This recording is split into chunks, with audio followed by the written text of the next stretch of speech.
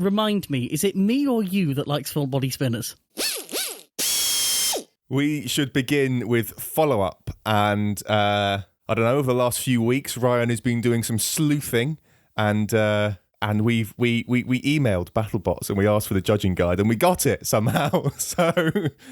So we have some information about the judge's guide, which I believe Ryan is going to walk us through. Yeah, you say sleuthing. It's more just opportunistic hassling, but I'll take that. So yeah, we've had a chance to look at the judge's guide. And before I go anywhere talking about this, I just want to say that we have been asked not to share it. So obviously we will not share it. We will respect that. To that end, we're also not going to quote directly from it, because that's basically sharing with extra steps.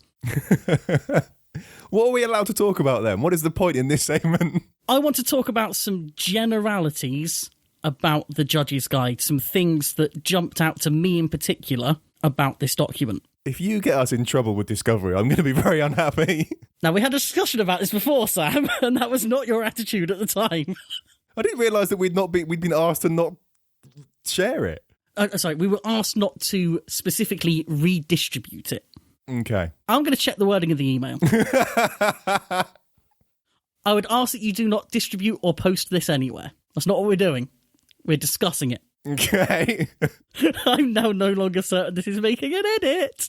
Hashtag nervous. Let's record it anyway. So, first things first, we knew this already, but it is very clear in this that points are split in all categories.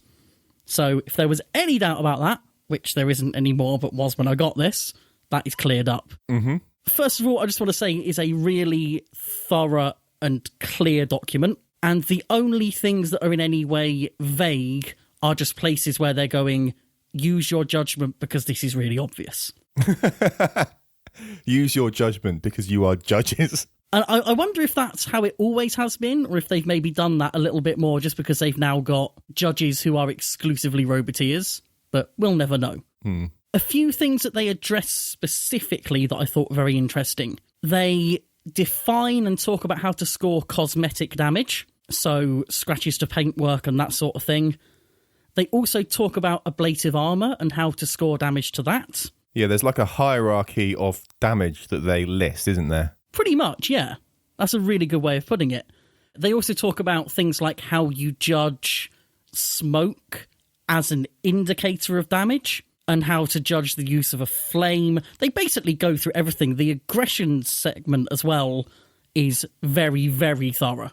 Although it still doesn't really lay out the sort of penalty, as it were, for wedging. So that's still very much left up to judgment. But again, they go through about everything you could do that might or might not be classed as aggression. Overall, it's just a really, really good document that, you know, personal opinion time, I think it would be great if this was just in the public domain. But it's not. And we're not going to make it that way. Oh dear, what an interesting position we're in here. Yeah, it's really weird. We've got this thing that's really useful to us for discussing the things we love to discuss, and we're like not sure how much we can actually use it. Oh dear. There is one point in the guide where it suggests that in order to keep track of different robots, you should quickly draw them when they come out so you can recognise them, which I thought was absolutely brilliant. And I suspect very necessary as well. I think if I were judging, I'd have a real hard time keeping track of everyone. I would agree with that if it weren't BattleBots, where you kind of know what all the robots are anyway. Well, you know, invested people might. Invested people such as the judges. But no, I thought that was a lovely, cute touch. Yes. Now you can carry on. That was terrible. I apologise. Oh dear, speaking of things that are terrible, Retuncti! You've just committed to keeping that whole previous segment in. Oh dear. Yeah, so we have some, is it follow-up? I don't know. Someone's done Retuncti. They got bored of waiting for us to finish it on our own. They've gone ahead and it's Mordecai on Reddit, and they have done an entire run-through of Retuncti, which is very interesting. Nailed it. Yeah, which is really good. I'm glad that someone's finished it. We will finish ours at some point. But yeah, it's good stuff. Lots of upsets. It was entertaining to look through. Yeah, obviously we'll link it in the show notes. I'm not going to talk about too much of it here because I want people to go away and read it.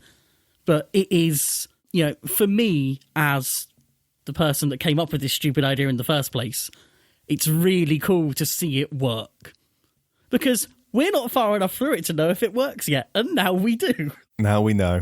I did, by the way, when I sort of came up with the idea, and it sounds like I'm pushing that fact way too much, that it was my idea, as if I want credit for it, which I really don't anymore. When I was sort of testing it out, I did go through, but I never did it with the die rolls. I just did it as a kind of, who do I think would win? And I got some weird winners. I had Storm 2 winning at one point. I mean, I'm not surprised. It's just Wedge, isn't it? Pure Wedge. Pure Wedge. But yeah, go and check that out. It's a really good read. Yeah. Signposting to things. I'm good at it. A few episodes ago, we set up a game of BattleBots Bingo with Mr. Psycho and Robocast, and the first update has happened. Now we record. Well, I say we. Ryan recorded with Sam and Mike on Robocast, and that episode is up now. You can go listen to it, and you can sort of see how everyone's doing, how many boxes people have been able to check off and stuff. We've also updated our webpage on Spinnerproof with all the stuff that was discussed, really. But listening to that episode was incredibly frustrating for me because I wasn't on it, and you're talking about things, and I'm like driving to work almost screaming at my radio because you're not defending things that should be defended. Like, I cannot believe that you did not fight for Farouk punny intro. It's ridiculous that that's not been resolved. It will be ours, don't worry. The thing that really got me is that you said you couldn't think of an example of one of his intros that had a pun, and it was like, I sent you one. I sent you at least one as I was watching BattleBots. I think the intro for one of the intros for Witch Doctor, I think, had a great pun in it. It's like, I'm just going to point out that one you sent me was at least 3 weeks ago. Do you have any idea how much we talk? Just keep scrolling. I could motorise the scroll wheel on my mouse and still be tired by the time it got to that message. I thought you were going to be talking more about the moment I completely threw you under the bus, which I very much enjoyed. And then you blame me for some of the so like one of the predictions I put in there was seeing the light, wasn't it? Where I sort of said, do we want to discuss this here, or should people just be listening to the episode? That's a good point. Go listen to the episode on Robocast. It's a really good episode. Ryan, I'm never going to let you record without me again. I mean, if you're going to take like whole days off work to come record, that's fine. But yeah, all of that will be in the show notes. Link as well to the page on our website. Obviously, the updates are touring around different channels and podcasts, but that will always be up to date, kind of correct to the last published update. So we're not updating it on an episode-by-episode basis of BattleBots, but anytime there's an update recorded and published, it will be reflected on our page. Yeah. Internet. That's how it works. I suppose the final thing is the reopening of a conversation that I'm not sure I wanted to have in the first place, but we had to, which is Falcon and Gyro. Oh boy. It just gets more and more complicated. So, physics, no matter how well you think you understand it, which in this case is not at all, it still surprises. The counter-rotate... I mean, the short version here is that the counter-rotating drums on Falcon completely cancel each other out. It's as if they're not spinning. So the fact that Falcon can't turn is because Falcon can't turn, and it's got nothing to do with the weapon. Well, unless it's like current draw that's stopping power going to the wheels, it's got nothing to do with the drums spinning, which is nothing crazy. To do with the gyroscopic effect, at least. Yeah. So it's sort of crazy, and I think it makes sense if you sort of consider it as the entire thing is like one system. I can sort of see it, and there's a great demonstration on YouTube, which we'll put in the show notes as well, of a sort of suspended system that's got these counter-rotating gyroscopes, and it's a demonstration of when they're both spinning the same way, you can see the effects, and if you get them spinning in opposite directions, the thing moves in exactly the same way as it moves when they're not spinning at all, which is a bit weird to see. So yeah, the idea is that when you've got counter-rotating masses that are equal, in both mass and rotation, the total angular momentum is 0. Yeah. The problem I've got with this is this takes me back to like the very beginning of my teacher training, where you talk about how learning works. And you talk about how children in their head have what they believe is a complete and comprehensive view of how the world works. And your job as a teacher is to show them things that contradicts that and use that as an opportunity to improve that mental model they have to be closer to the truth. You've worded that very carefully. I did. I was getting ready to jump down your throat about the lies that are taught in primary education, but you've evaded them preemptively, and I congratulate you, sir. It's because I share the same frustrations, don't you worry. The issue you will face is that children, when presented with the truth, or as close to it as possible, will often just not believe it. They've got their mental model that's worked all their life, and they see your thing, and they go, nah, I'm fine where I am. And I'm kind of stuck in that place with this gyro thing. I still prefer my version of how it works, even though I've got plenty of evidence that it's not the truth. I still cannot get my head around this. It's so counterintuitive. And I'm fully aware that physics is almost always counterintuitive, but it still hasn't crossed that threshold where I can actually accept it. And the one thing I'm clinging on to here is that the example that we were shown, which is a really good visual example, the two rotating masses are on the same axis, the same axle, literally. And the drums on Falcon are on parallel axes. And I do wonder if that could create a subtle difference. You're going to have to build a model of this. I'm genuinely starting to think that, yeah. And I'm not talented enough to do that. The other thing I need to remember to do, and hopefully listening back to this will remind me, is that I need to go watch some videos of Counter Revolution fight. Because if they're turning fine, then I know that I'm wrong. And I'm already like 90% sure I'm wrong. But I'm just clinging on to that hope that maybe that's the tiny difference that lets my old mental model stay unbroken. Well, I look forward to you having to break your old mental model and see the light move over to the world that I've accepted now, which is that counter-rotating masses of equal mass and speed cancel each other out, as far as the gyro forces are concerned anyway.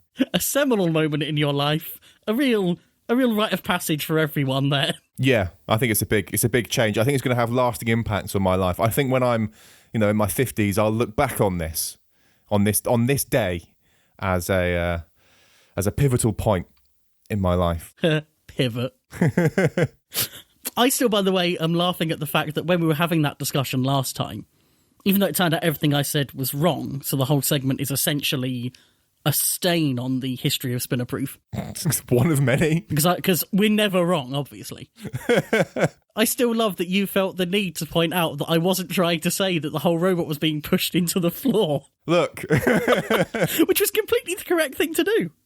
You were right to clarify that. But it hadn't even occurred to me that that was a way of thinking about it. I just want to make sure everyone's on the same page. Which clearly we're not. Physics, man. Physics. Yeah. Well, I think this discussion of education, I think that leads us quite nicely into a YouTube recommendation that I would like to make before we move on to BattleBots proper. I have recently discovered a person on YouTube called Ben Eater, which is a fantastic name if you ask me, and he makes mind-blowingly good videos about computer systems. So if you're into like how computers work at a very fundamental level, and the idea of a 44 video long playlist building an 8-bit computer from scratch sounds appealing to you, then just go and subscribe to that channel immediately. But a broader recommendation that I'd like to make to everyone listening is to go and watch his, at the time of recording, latest video. And it's a video about building effectively like a graphics adapter or like a graphics card type thing, something that can drive a VGA display. And he builds it on breadboards out of basic like logic gates, and he's got a few sort of like slightly more complex like little microchips that have like counters and stuff like that on them. But it's just a fascinating video, and I think it's an amazing video to watch, partly because the subject is really interesting, like understanding how a VGA monitor works, like what all the pins on that connector do, why they're there, and the signals that go into it to draw an image is really interesting, and just the way all that gets driven and how you can do all of that purely in hardware is quite interesting. But the other thing that's just amazing is the way this video is made, and you can watch this, and while I think it's probably helpful to have some understanding of, like what binary is and what logic gates are, I don't think you need to have a particularly good understanding of this to follow it. Like, I think he does such an amazing job of explaining everything that he's doing and why, and does it like at a good pace and very, very clearly. And every step of the way, you're like, yep, I understand why you've done that. And watching his other videos, he's amazingly good at letting you come to the conclusion that he's about to come to on your own. So he'll lay out a bunch of stuff, and it'll be like, and therefore, yada, yada, yada. And it's like, just as he's doing that, you've come to the same realization yourself. And I just think he does that so consistently in his videos. But yeah, you should watch this one in particular. It's half an hour long, but it is amazing. I'm so glad you've picked up on that, not just as an interesting video on an interesting topic, but just as an example of great video making. The amount of information that he's able to convey visually without using animation is incredible. He just draws diagrams and uses them really well on camera. And I have so much respect for that. I came into that video with next to no knowledge of what he's doing and even less interest. And I still enjoyed the hell out of it. And it's also, just watching one of his videos has really demystified a lot of just how electronics works for me. It's kind of blown away the it's a big black box kind of feeling that I often get. So, for example, I'm always blown away by the fact that there are people in the robot combat community just making speed controllers. Because in my head, a speed controller is not a thing that a person makes. That is a thing that the wide world of industry creates, which of course involves no people. And watching him sit there and just go, well, yeah, I've pre-bought a few pieces, but they're all doing really basic things. I've just got to wire them together correctly, was so incredibly eye-opening for me. And I think it's part of the reason that I've now got a stupid electronics project in mind that I think before watching that video, I wouldn't have bothered thinking about doing. I would have gone, hey, Sam, here's a really cool thing that you could make and I'll watch. So wholeheartedly seconding the recommendation of just this man's whole career. What I think is interesting as well, like you're sort of saying he's like using off-the-shelf parts and stuff, but the bits that he's using, like he's got this like chip that's got like 4 AND gates on it, for example. But an AND gate itself is not that complicated. An AND gate can be built out of a handful of transistors and stuff. So he's not, although he's not right at the bottom of the computing stack, he's not that many levels up at all. Like, this is really like low-level stuff, and it's all like every bit of it. As a result, every individual component is really easily understandable, and I think that works to his advantage here. I think if he was trying to do the same thing somewhere more in the middle, if he was using like a microprocessor for any of this stuff or like a small ARM chip, I think it would just be way too much. So I think it's a really good level. Again, just superb. I can't add anything more to this conversation. Should we talk about some robots? Yes, let's do it. Or should we talk about some controversies instead? Because that's definitely the direction this is about to go in. Oh, no. It never ends. Oh, dear. That's all this podcast is. Controversy after controversy. Manufacturing controversy. I threatened to do this and I haven't come in prepared, but I might still manage it. So we're, of course, talking about Cobalt versus Duck, which was an exceptional display of everything that is great about robot combat. And all of the discussion after it has been about bent metal, which is an absolute waste of this fight. I don't know, man. You got to look past. I mean, again, I seriously think, I'm going to keep making this point. I seriously think that your opinion of a lot of this stuff is way too coloured by the discussion that happens online. Like, you need to spend less time on Reddit, because I really, really enjoyed this fight until the last little bit of it. Like, the way it ended, not satisfying, but like, everything up to that point, fantastic. I don't think you're wrong about the way I consume BattleBots, and I think, again, I had said last episode that I think I'm enjoying this season less. And I think that is partly why. I think it is partly my own fault. This whole episode, however, completely the antidote to that. Despite this episode was everything BattleBots should be, and probably a little bit more. It's like they heard me complain, and they went, okay, we'll throw him a good one. This is the episode that I skipped most of so far. What, as in the stuff in between fights? This is where I drew the line on how much attention I was going to pay to the stuff that happens between fights. To be fair, when I say this is a great episode, what I mean is it's a great set of fights. Because I think everything in between is basically the same quality no matter what. And whether you like it or not is a matter of opinion, whereas I think good fights, more often than not, are objectively enjoyable, or objectively more enjoyable than other fights. Whoa, that's a big statement. Good fights are better than bad fights? You could give me a few minutes to sort of really process that. Would you like it in writing, just in case? Yeah, there'll be follow-up on this in the next episode where I say that there's like some really subtle difference that means that I'm going to cling to my old view of the world. I try to teach everyone about the world of education and the struggles we face, and all I get is mocked. I say we as if I'm in that world anymore. Anyway, robots. Come on. So Duck got its face ripped off, which I found very amusing, and it kept going. Like, I mean, where this is going, the inevitable end of this conversation is the way that Cobalt loses. I'm going to ask the big question. Is this a cheap win? Well, I don't understand what caused Cobalt to stop, because it doesn't look like it was... I don't think it...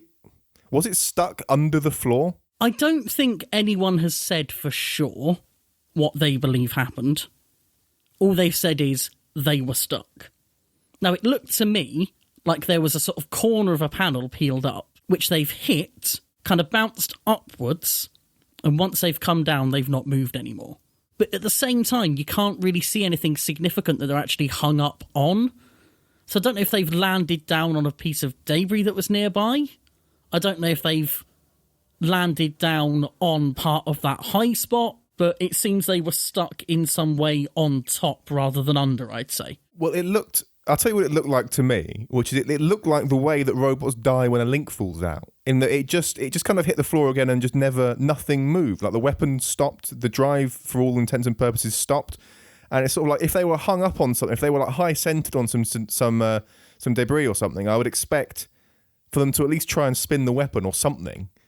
But there was just nothing, and it was and from the camera angles we had, it didn't look like it was wedged under that corner of the floor panel or anything. Like it looked like it sort of hit it and sort of bounced away. Like it looked like it was in the clear to me, and just as if something internally just failed. So the Cobalt team have been very explicit in saying they were stuck, not broken down. And I suppose we can only really take their word now. I think the weapon did keep spinning throughout, which shows us the whole robot isn't dead at least. I think what you've got in Cobalt is just a robot where every single side is very low to the ground and they get high-centered easily. And I think you've got a robot which, because it is predominantly a big, hard-hitting, reliable weapon, the drive probably isn't hyper-powerful. The drive wheels themselves are probably quite small, both of which are going to limit their ability to kind of flail themselves free of something like that, because you haven't got much inertia in the wheels, which... in some cases, you can kind of spin your wheels forward, spin them back, spin them forward, spin them back, and jostle yourself that way. Probably more of a lighter weight classes thing, to be fair, but you do kind of see that with larger robots as well. Flywheels for wheels. Perfect. So I think this is just a question of they're very low, and this is a danger of being low. That's the only reason I can see for it. Yeah. So I don't think it's a cheap win for Duck. Really, because it is anyone can win in this way, and there's no sort of like weird involvement from the judges or weird exploitation of strange rules or anything like that. It's just their opponent just stopped, and that happens. Like you said, it's just a danger of the sport in many ways. I think the only way into this sort of being a cheap win is the fact that the floor is so rubbish this season. You know? And a lot of teams have been quite explicitly saying that the floor is extra bad this season. Which is funny because they don't usually talk about it at all. But then we haven't had anyone actually directly expressing an opinion on it. I would like to know how teams feel about the floor. Because the way I see it, from our limited sort of experience of competing, you go in knowing that the floor won't be perfectly flat. You go in knowing that damage can happen during the fight, which then leaves you with a decision to make of to what extent you design around that. And it seems to me like in Cobalt, you've got a robot that is at the very, very low end of planning for that. It seems like they've gone, we're going to optimize our robot fully to be as low as possible, and we're going to build it as good as it can be, and the floor better be up to scratch. Well, I would imagine that for most people, there's like an expectation of like a base level of flatness of the floor, and that this season has not met that. And like while teams may not publicly express unhappiness with that, they might just state it as a fact and try to remain neutral in it. I've got to imagine that for the teams that this affects, that they are annoyed by that, or maybe not annoyed, but like at the very least unhappy with the situation. And then there's going to be a load of teams that are probably very happy about it because it actually, or maybe very happy is a overly strong way of putting it, but there are going to be teams for whom an uneven floor is in some senses an advantage. And while I'm sure they wouldn't want to win fights that way, there must be some teams looking at it and going, well, our design is suited to this. Go us. You know, we're not seeing Huge getting hung up on the floor. No. This is one of those things where I think the arena, I think, should be a known quantity beforehand. Like, if you're going to have an uneven floor, that's fine. Like, there's nothing wrong with that. But it needs to be known beforehand so that teams can design accordingly. And I think that BattleBots has set an expectation, and most televised robotics competitions have set an expectation that the floor is relatively flat. It's not a perfect surface. It's not like a spherical thing in a vacuum or anything like that, but it is good, because that wouldn't be flat. But you know what I mean? Like it's not this like perfect theoretical floor, infinite in every plane or anything. It's just it, but it is like, you know, there's a base level of flatness that I think is expected by the teams, and I think it feels like they just haven't replaced anything on the floor or something since last season or something, and it's got all the damage and stuff from last time or whatever, and it's just or maybe all the damage from all the damage from last season. And it's just I don't know. It just seems a bit naff to me. I believe this floor's been going since 2009 and has just been patched and repaired as best as they could. Because obviously it's not a cheap thing. Yeah, no, I'm not expecting like a brand new floor every time. But yeah, maybe it's either not been patched as well, which is probably unlikely, or it's just reached the limit of what you can patch and still have it be acceptable. Maybe after 10 years it is appropriate to get a new floor in. Problem is, I'm almost on the side of this where I quite like the floor being a bit of a leveler almost, because I think it is an arms race to get as low as possible, and this shakes that up a little bit. But at the same time, I'd never be on the side of the argument where it's sort of, we should have a more uneven floor. Well, the thing is, like, it's not uneven by design, it's uneven by accident, and that's the problem that I have with it. Like, if they decided we want to shake up the arms race to the floor and we're going to make it a bit more uneven, then, you know, whatever. Like, if that's the decision they want to make, then that's the decision they want to make. But because it's just a function of it being beat up over time, that's the thing that's frustrating, in that this is a nominally flat floor that is not as flat as it should be. But that either isn't or shouldn't be a surprise to anyone.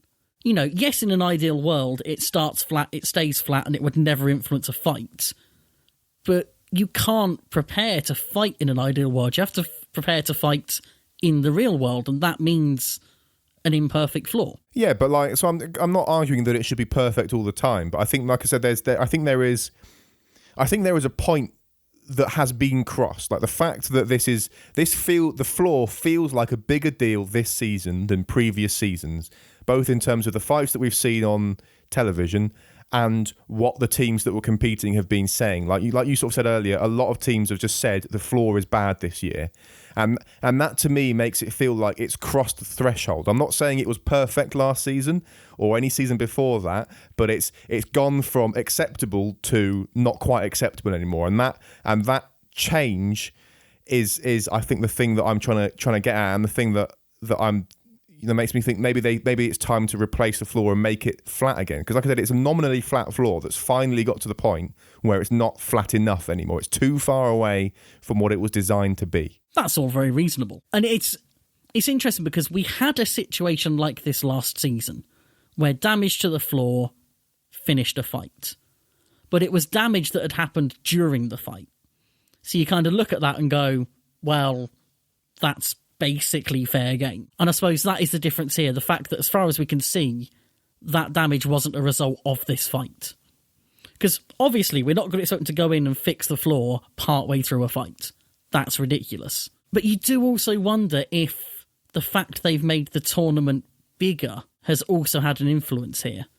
In terms of, are they just more pushed for time? Are they sort of being forced to rush through things and therefore these repairs aren't getting made? Because I think that would then create a frustration as well. It isn't necessarily the problem that frustrates people. Sometimes it's the cause of the problem that frustrates people. And it's worth pointing as well that they have a solution in terms of they are seemingly working on a new floor for what we hope will be a next season. So in a sense, it's going to be a moot point. Like you were sort of saying, the reason for it being uneven and stuff. Like I'm not fussed about it being uneven. Like if they just, it's the point I was trying to make earlier is it's uneven by accident, and that's the problem. Because it's not. I don't believe that the BattleBots production team or whatever have decided this season we're going to have a rubbish floor. Like that's not a decision that someone's made. Oh, of course not. This floor is uneven, and for whatever reason, that's not being resolved. And it might be because. Maybe accident is not quite the right word, but like it's unintentional. It's a function of some other force. Like you said, it might be because they don't have the time because they've got a bigger tournament or whatever. It might be lack of budget. It might be that just whoever. It might just be an oversight, just a genuine oversight that they didn't realise it was bad as it is, or whatever. Like it could be all manner of reasons. But the point is, it wasn't a conscious decision to make the floor rubbish. Yeah, this is one of those discussions, again, where we're mostly on the same side. But there are small subtleties that make me want to argue with you. There's no small subtlety about it. The fact of the matter is you like arguing. That is also very true. And like 60% of what this podcast is based on. I suppose the issue for me is that I agree that the floor is too bad, but there's a big part of me that also wants to go... It isn't me wanting to go, oh, it's a design flaw that this can happen to your robot, because that is... way harsh and way unreasonable. But at the same time, I kind of want to be saying, well done, good job, to all the people that have done things to their robot that help prevent this. So the new version of Minotaur that we're going to be talking about later on, I'm fairly sure that some of the redesign of that is to prevent what happened against Tombstone. You look at every flipper or every hammer, this won't happen to them because they can jump off of it. That is a design advantage of what they've got. Even look at something like Bite Force. That manages to be incredibly low at the front where it needs to be. But then you go around the rear and it's got really good sort of... I can't remember the word now, which is really annoying. But they've got the kind of overhanging wheels at the back that are going to make this less likely. So to me, the fact that there are people out there making those good design decisions kind of makes me want to flip the whole argument on its head. Not to be, you shouldn't build a robot that gets stuck on the floor, but at the same time to be, let's have a reward for smart design decisions like those. Well, so I just want to nitpick these smart design decisions. The only one in there that I would consider a smart design decision is Bite Force, with having the way that it works at the back and being a bit less low at the back of the robot and stuff, because flippers being able to get off is just a function of the way their weapon works. Like, that's not it's not like we're going to use a flipper so that we can get off imperfections in the floor, or we're going to use a hammer so that we can jump off imperfections on the floor. Like, that's not a primary design concern. It's just a happy accident. So like, I don't think that's a clever design decision for dealing with this in any way. What that is me liking hammers and flippers. Yeah, and that's fine, but that's not, I just want to be clear that's not, you're not going to decide your weapon based... Well, you shouldn't ever be deciding your weapon based around what the floor is, assuming it's a reasonably... I mean, when you put it that way, yes. And then the other one is Minotaur, which I guess we'll come on to, but we'll come to that a bit later. But suffice to say, I think if they've made changes to deal with the floor, I think it's made the robot worse.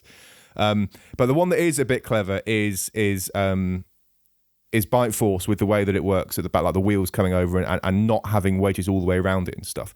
And that is clever, but it has a trade-off of its own. Like it is easier to get under from the side and from the back and all that kind of stuff. Like it has all these other trade-offs, and you can make those trade-offs and go, right, this means that I need to always be facing my opponent and stuff, all that kind of stuff. But like I think that it's also reasonable to be like, we're going to make our robot low everywhere, so that it doesn't. So if we're facing an opponent like I can't think of an opponent that's got two, that's like a multi-block with flippers or something, or a multi-block that's got a few wedges or something, that's like, here we are fighting the big one, and then some little robot comes in from the side and gets us. Like, that's not a problem that Cobalt has to deal with, for example, but it is a problem that Bite Force would have to deal with. So they all have trade-offs, and I think that Cobalt making the trade-off to have low armor everywhere is not invalid, and it shouldn't be invalidated by the state of the floor. Again, I don't disagree with that at all.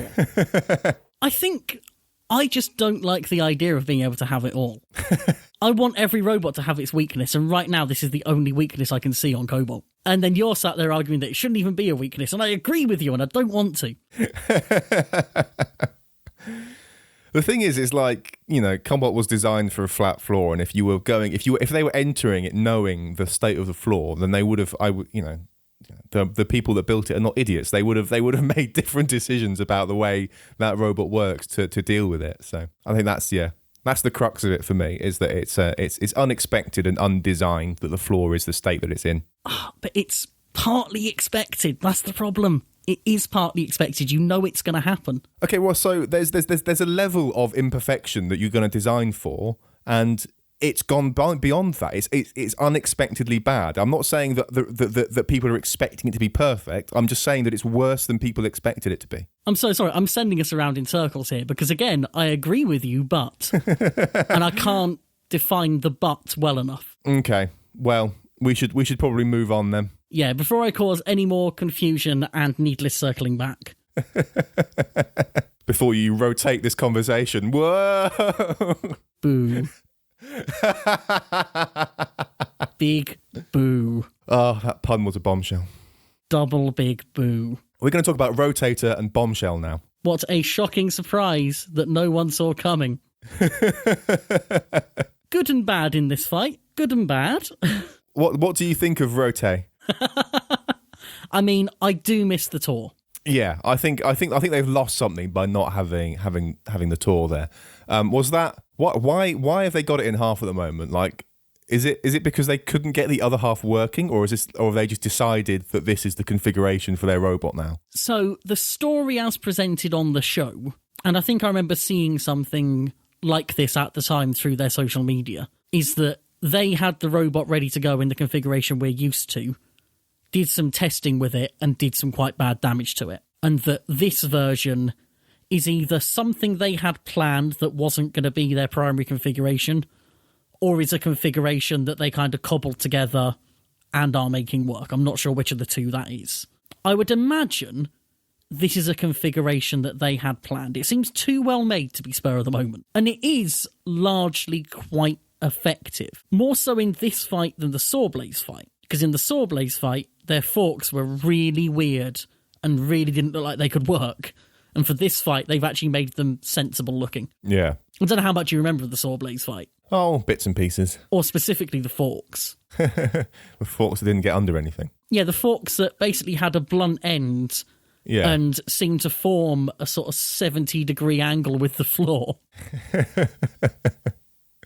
Now they're actually low down and pointy, like forks should be. Yeah, I'm sort of like disappointed in this half rotator, and I'd like to think that 4 episodes into BattleBots they would have had time to figure out the other half, but maybe not. I obviously have no idea what the recording schedule was like, so who knows how long they've actually had between their first fight and this one. But I mean, bear in mind that when we're talking about BattleBots, we often mention the short build time, which is usually a couple of months. And now you're saying that the few days they had is enough to rebuild half a robot. Well, I don't know how much damage they had and stuff. So, but then people people do rebuild half their robot during battles. Like, people do amazing repair jobs on their robots when they receive damage in a fight, and it's not perfect, but they get the job done. They get something that's functional and stuff. And it always blows my mind that it's sort of like, here's a robot that I've spent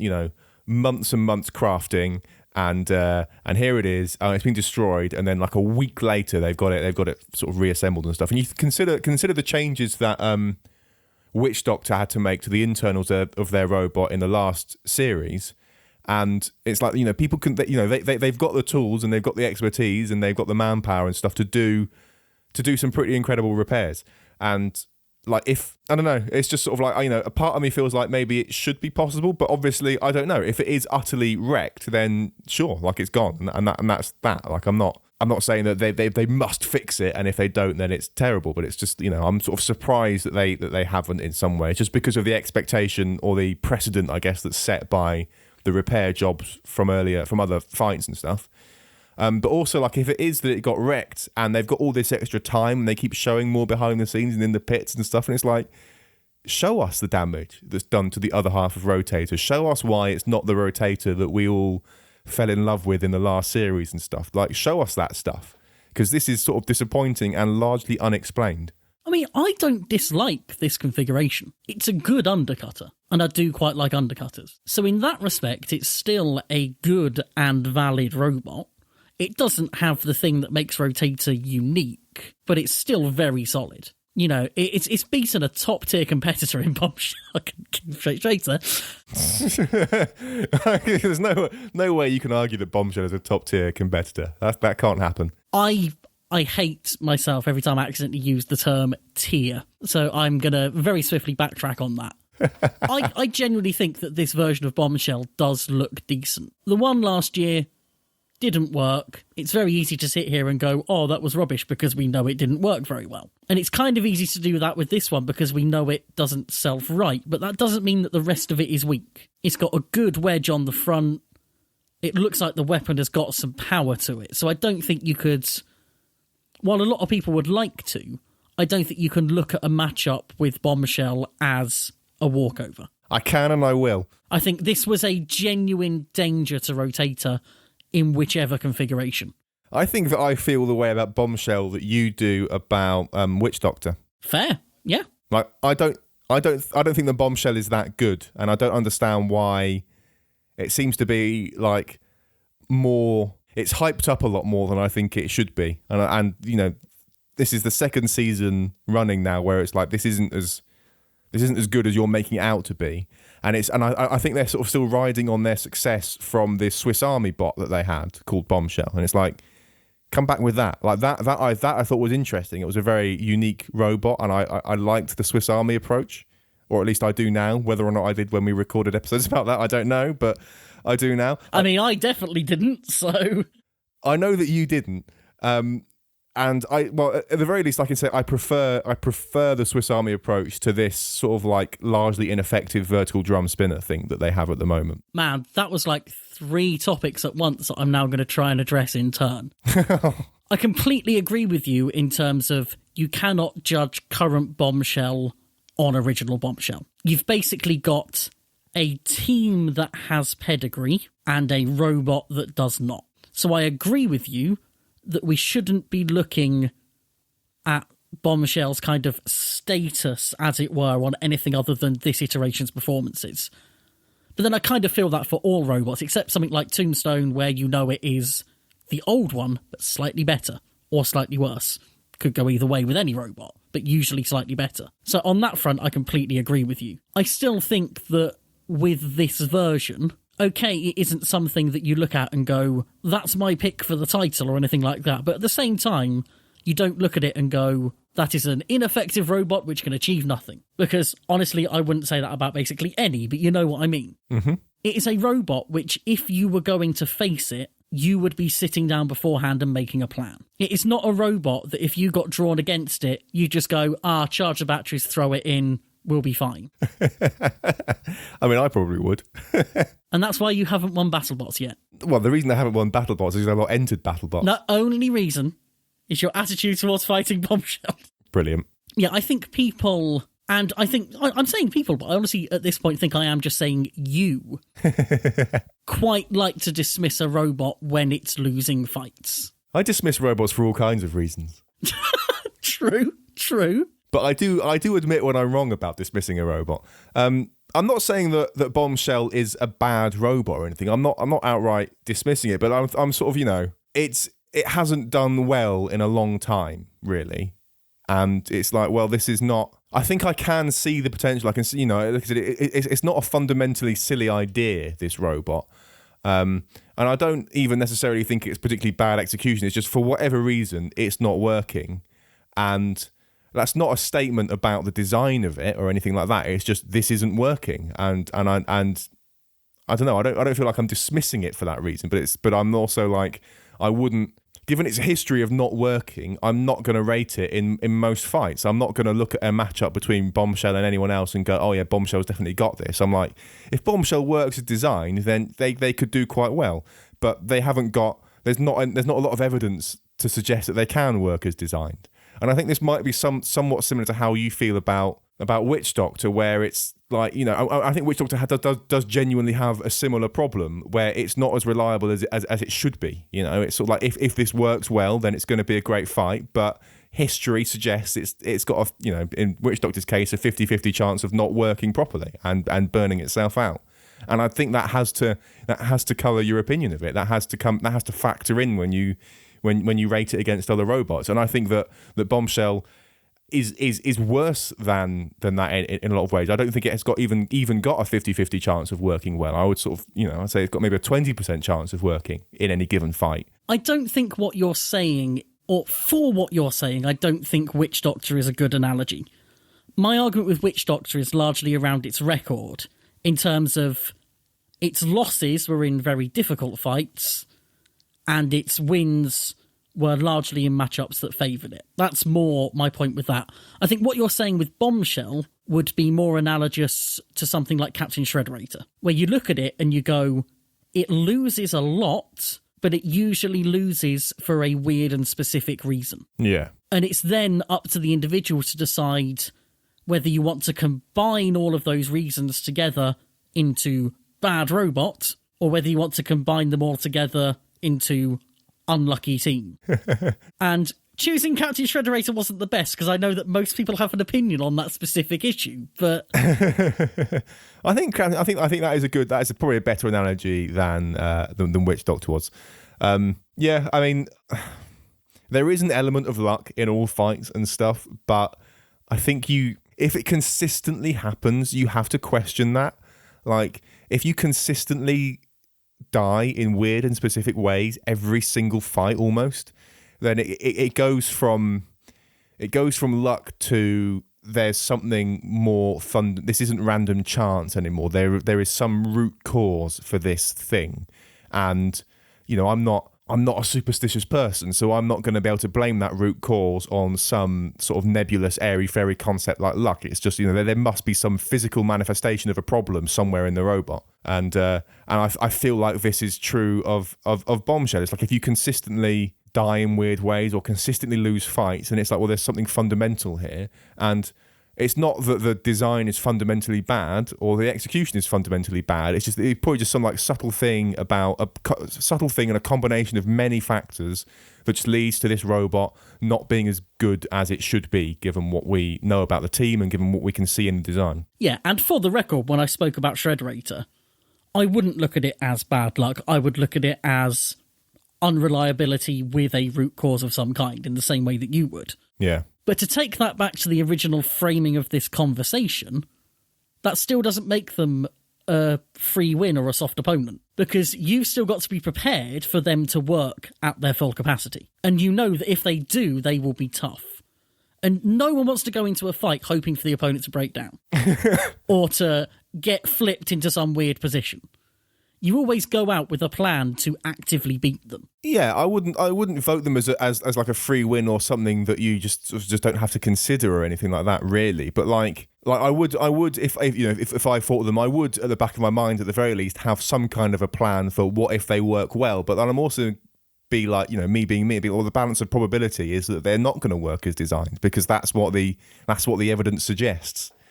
which is why in these kind of lineups, any sort of given fighter has. I'm like, well, I can't in good conscience rate Bombshell as the favourite to win that fight. It's like, if it works well, it's going to win, but it's probably not going to work well. And so it's sort of like that. I'm likely to favour the other team. I guess the sort of differentiation I'm trying to push here is that difference between I wouldn't make this robot my favourite because I know it's unreliable, and I would back anyone against this robot, which I imagine for you would be kind of the jellyfish zone. Yeah, I wouldn't immediately. Like, I'm not saying that if it's a fight with Bombshell that I'm immediately going the other team will win. But like if we were doing a Retuncti here, for example, I would be favouring the opponent because Bombshell is not reliable. Oh yeah, like it's just the probability. But then I wouldn't be like upset if they worked well. I'd be quite excited if they worked as designed and showed us what they can do. That'd be quite cool. They're not like Bombshell are not at the level of jellyfish. We can say that. I'm going to choose to take that in a way you probably didn't intend. Bombshell is better than jellyfish. Here's a hypothetical that may or may not help illustrate what we're talking about here. We're doing a Retuncti. It's current Bombshell versus current Captain Shredderator. How do you then judge that fight, knowing that they both tend to have reliability issues? I think I would put that in favour of Bombshell because Bombshell is more likely to flip Shredderator than Shredderator is to flip Bombshell. And I think flipping is the bigger weakness for both of them. But it wouldn't be a clean win for Bombshell. Like it wouldn't be, I wouldn't be like, they're definitely going to win. Like if we were doing odds, I would probably do 4-3 or something. Like it wouldn't be an overwhelming Bombshell are going to win this fight. Yeah, so what you're doing when you take reliability out of the equation is you are looking at the relative strengths and weaknesses of the designs. Yeah. Which I think you should still be doing first when you look at something like Bombshell Rotator. For me, the reliability thing, in my order of operations, I would want that to come second or below. Yeah, but so the example of Bombshell versus Shredderator is not taking reliability out of the question. It's both these robots are unreliable. Like they have equal reliability. So I think reliability... Oh yeah, sorry, it was as close to taking it out as I could think on the fly. Okay, but I appreciate it's not a perfect analogy. So if your order of operations is fundamental design and then reliability, that's fine, but I disagree with that. Like, I think reliability is really important in these fights, and even if you've got a robot that is the perfect design but only works 10% of the time, I'm going to say that it's only going to win about 10% of its fights, and I think that's the most important thing there. So, like, I think for me at least, that the reliability of the robot does factor really highly in how likely I think it is to win something. And maybe that's just a fundamental disagreement that we're going to have here. You just had to go and put figures on it, didn't you? Again, I think we're at the stage of fundamental difference, and that is fine. I think we've also strayed from the original framing of the question that I've now forgotten, but it was a fun journey nonetheless. Now, what on earth are we talking about when we got into this? I don't know. Have you got any more thoughts on Rotator? Sorry, Rotate. Again, I quite like it. Decently powerful undercutter. I think the changes they made to the forks make it a significantly better robot. I think, for a small change like that, I don't think you're going to get a much bigger improvement than they got. I wouldn't mind seeing it stay in this setup for the rest of the season. I'd like for them to have everything as an option and to be able to sit here going, oh, I wonder what configuration they'll use. But if this was the only one we saw, I think it is a good enough robot on its own merit that I'm going to enjoy watching it. Yeah, it's fine. Like, it's not a bad robot or anything. It's just, I think it's the fact that I expected Rotator and we've not got Rotator. That's the thing that I think that gets me. That's what makes it disappointing for me. You just don't like change. It's the worst. Have we actually covered Bombshell yet? I'm not sure if we have. In terms of in this conversation. How could you describe the last however long that was as not covering Bombshell? I was taking part in that as a general discussion of philosophy rather than an analysis of Bombshell itself. Go on then, analyse Bombshell. I mean, when you put it like that, I don't want to. Just a passive-aggressive over there. No, it's interesting that we kind of alluded to the original version, because if anything, this is a slight reversion to that philosophy. They've got the two setups, the vertical and horizontal. The drive layout is kind of similar to how it was in that version, albeit more armoured. So I think the decisions they've made in making this new version all seem like good steps forward, even if they're good steps forward because they're steps backwards, if that makes sense. I think the weapon does look like it has the power there. You know, it got at least one good hit on Rotator that sent them flying a fair way. So that is an encouraging sign. The way they took hits from Rotator was poor. They took big damage very easily, but it still looks like an upgrade on last season. Although last season's version would probably have been happier in this fight than this season's one. Yeah, it's funny. I think I preferred the idea for the last season one of having it being like because last series it was a two-wheel drive shorter one, wasn't it, with the vertical drum, whereas this is like a longer base with the four-wheel drive and stuff. What? Vertical what? A vertical spinner. I'll allow that, but I was not letting drums slide. Point is, I think I preferred the design and the idea for last series over this one. Even if this one is more reliable, I prefer the fundamental idea of the one before. This is my least favourite bombshell design so far. I think the Swiss Army is my favourite. Boring drum, sort of in the middle, and then this I think this is the worst of all worlds at the moment. But who knows? Who knows how my opinions will change? I dislike Swiss Army Bombshell the most, but I respect Swiss Army Bombshell the most. It was the most impressive version, but the version they've got now kind of fits in to my sort of moral judgment of what a Swiss Army bot should be, of just a couple of versions.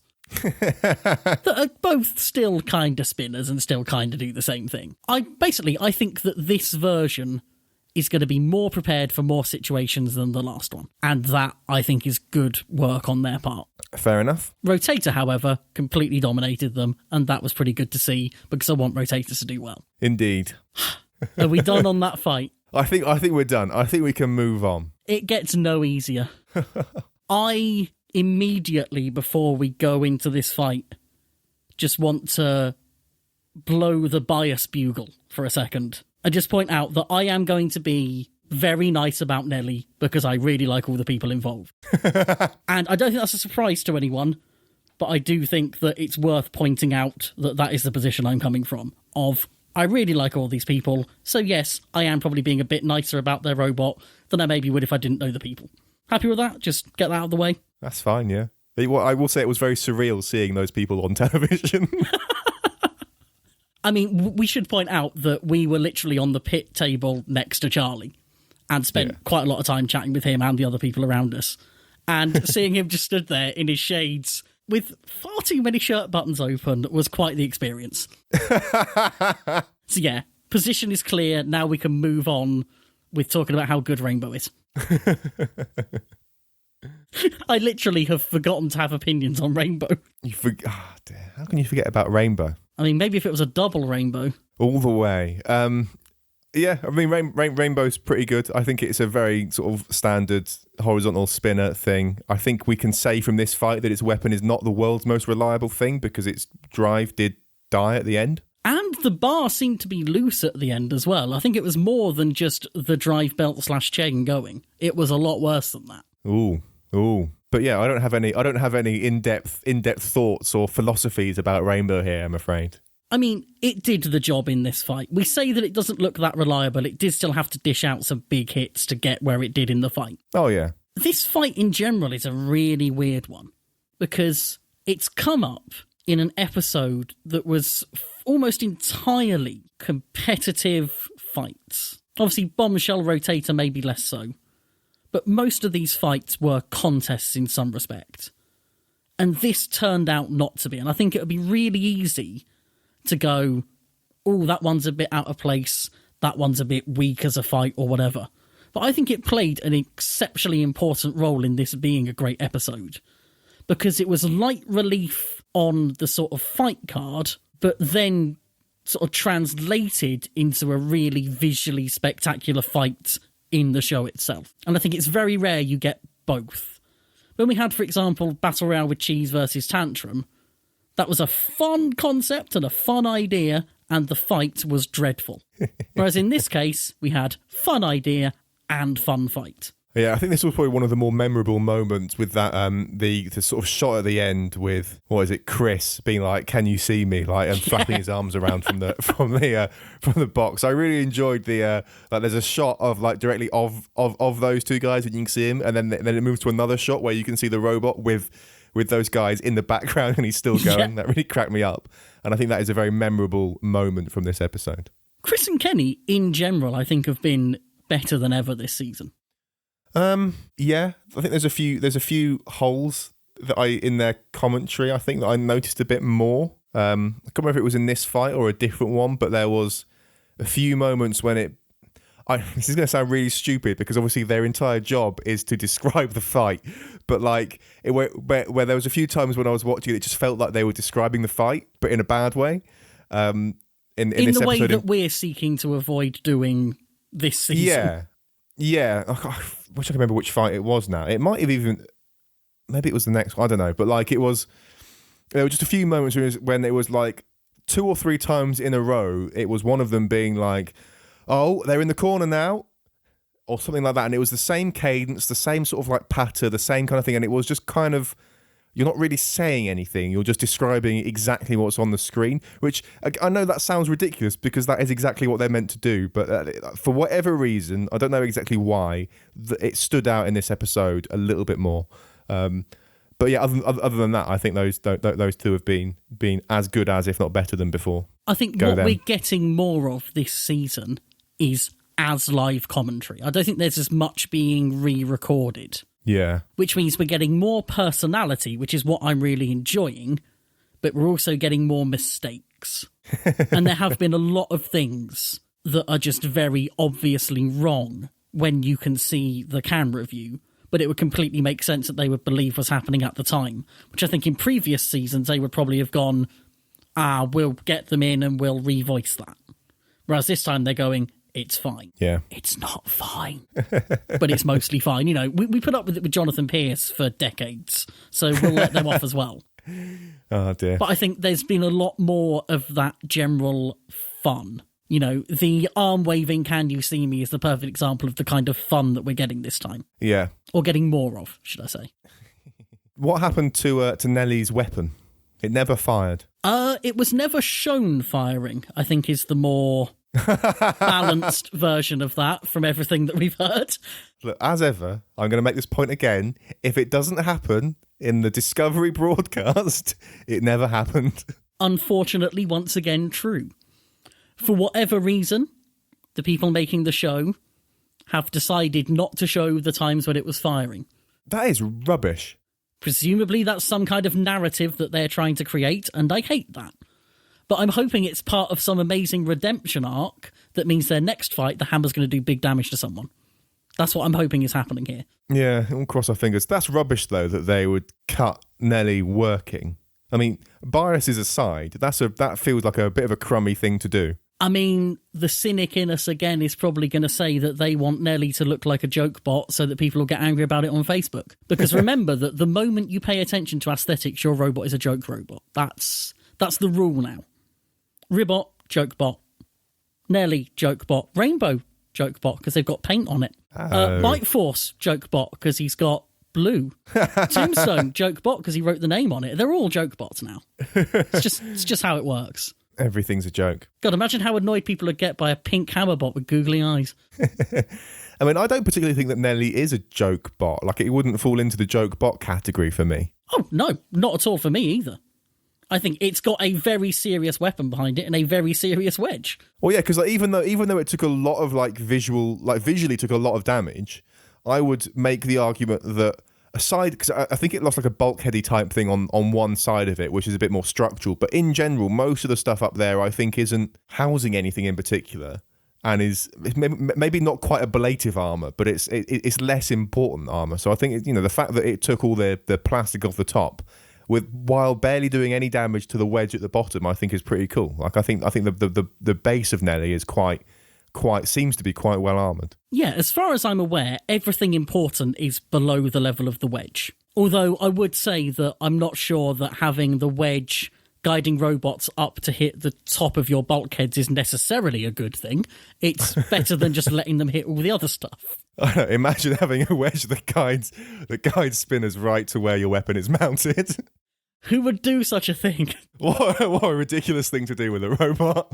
To be fair, in all seriousness, it's the exact same design issue that Beta had. Yeah. It's every design is flawed somewhere. There are always trade-offs. And they've got a really good wedge on the front. It's got to deflect blows somewhere. It's going to deflect them up to where their weapon bulkhead basically needs to be. It's going to happen that way. Yeah. The actual knockout itself was from a single power line getting either severed or pulled. That's literally all it was. And these are the fine margins. So again, they've taken all that big visual damage, but actually the thing that's knocked them out is one of the smallest things possible. The end result is still a KO, but it's definitely better than going in and having 3 wheels ripped off and having your batteries hanging out in terms of what how it bodes for the future. Yeah, well done, Nelly. Well done, Rainbow. One thing I am going to say, though, and this harks back to the previous episode, Nelly does not look very easy to drive. It looks very oversteery, which I'm wondering if that is, again, a lots of weight out of the back issue, which, again, I don't think is something you can fix with a hammer. Unless you go for glorious, beautiful 4-wheel drive, which everyone should do. 4-wheel drive is the only way. Yeah. I don't know. I haven't analysed the layout of the wheels on Nelly, I'm afraid, so I can't comment. Well, there we are. We can move on, I guess, to a joke bot versus not a joke bot. Ribbot, the serious contender, which is funny because it's not funny. I think that Ribbot is an amazing blend of silly and effective. Ribbot is almost sort of making a point about joke robots and how just having an aesthetic flair doesn't make you one. Yeah. I think it's kind of like my persona on this podcast and not like silly robots, I think. But then, of course, I have built a bright pink robot with googly eyes, so maybe not anymore, I don't know. But like, Ribbot feels like a robot that I shouldn't like because it is just a sort of very silly, flappy, giant frog. But it is also very effective, and I really enjoy that. I really enjoy that blend. I like the fact that it's silly. It's very easy to look at it and underestimate it, and I think it's a great counter to Endgame, which I think is very easy to look at and overestimate. Well, evidently, yes. and so it was really cool to see this robot that I didn't think a lot of be more effective than I thought versus a robot that we've seen continues to not be as effective as it should be. I honestly thought you were just going to go straight in versus a robot that Ryan thought would be effective and isn't. Well, you weren't the only person to think that. I mean, I'm going to say that I've never thought it was going to be effective. No, that's not fair either. I was never quite as sold as you were on how effective Endgame would be, but I think Endgame is underperforming in the same way that I think Bombshell is underperforming for what it should be able to do given its sort of design. I think Endgame is similar in that respect. In my podcasting career, I have tipped 2 robots as dark horses for series. Can you name them? I mean, I think Endgame is one of them. Yep, and the other? I mean, the person in me that likes memes wants to say jellyfish, but I don't think I know the other one. Is it? I wasn't actually expecting you to try and guess, I'll be honest. What? Fine, I won't get.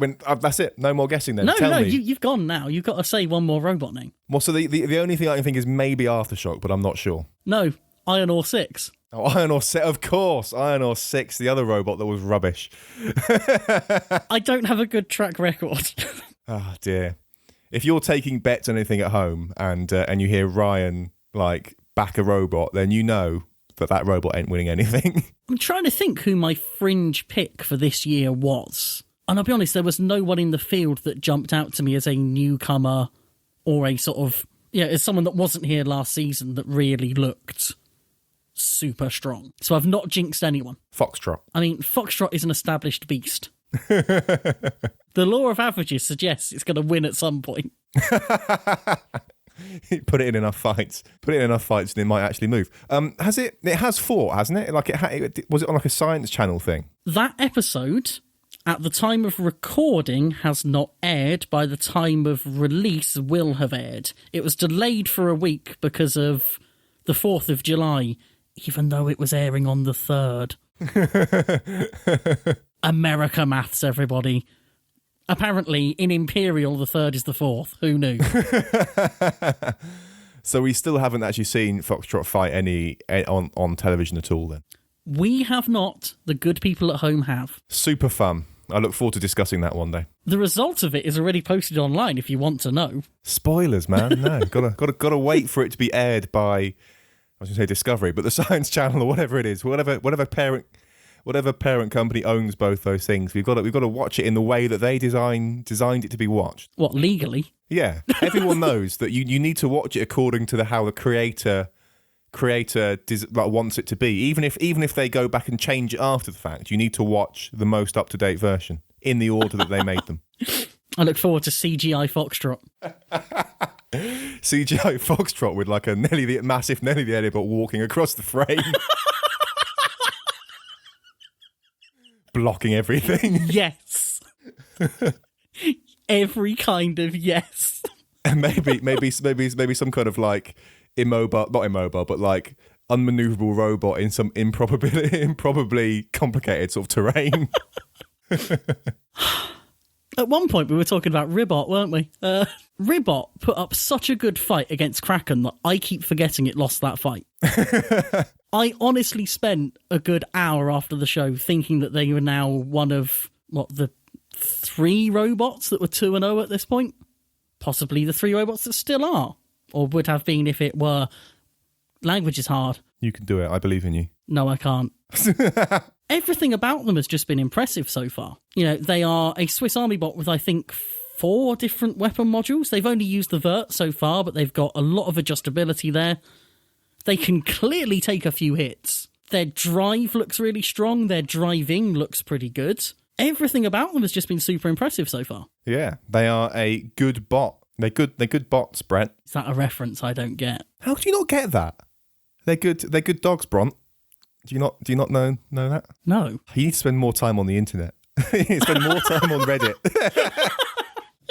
I mean, can I even explain it? There's a Twitter account that rates dogs. We rate dogs, right? And I don't spend time on Twitter. I hate Twitter. Twitter Twitter is the worst thing. This meme has spread. It's not even worth explaining, but like it's a thing online. Oh no, we're explaining memes. Sam. Like I'm not No. going to explain the meme any more than I already have. I feel terrible for having started. I'm sorry. It won't happen again. You don't get it, and we don't explain memes. That should be a rule for everyone's life. We had a rule about not explaining physics, and we don't stick to that one. So I mean, it's a little more relevant to what we do here, isn't it? Although only just. I look forward to explaining memes, or maybe printing them for you. We've been on so many tangents today, come on. Yeah? It's a Spinnerproof. No, the way it works now is that we inflict our tangents on other people. Our tangents are no longer our problem. Inflict them on other people to edit out in their entirety. Spinnerproof. Podcast ruiners. Oh, dear. We should definitely move on. Are we going to talk about Endgame first? What is there to say about Endgame? It doesn't work as well as it should do. That's the end of it. They've now lost 6 straight fights.